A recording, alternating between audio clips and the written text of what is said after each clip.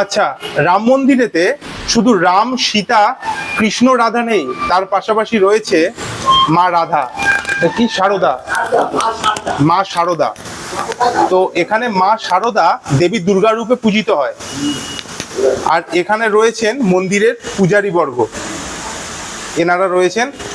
এনারা খুব সুন্দরভাবে এখানে পূজা অর্চনা এগুলো করেন এবং হিন্দু ধর্মের যে ধ্বজা সেটা এনারা সুরক্ষিত রেখেছেন।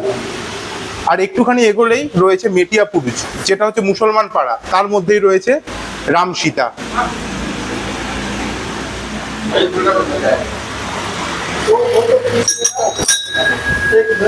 আর রাম সীতার পাশেই রয়েছে ভগবান শিবজি, এটা হচ্ছে রামনগর মোড়। আর এখানে রয়েছে বেদি হনুমান, এক জায়গায় সব ভগবানের অধিষ্ঠান।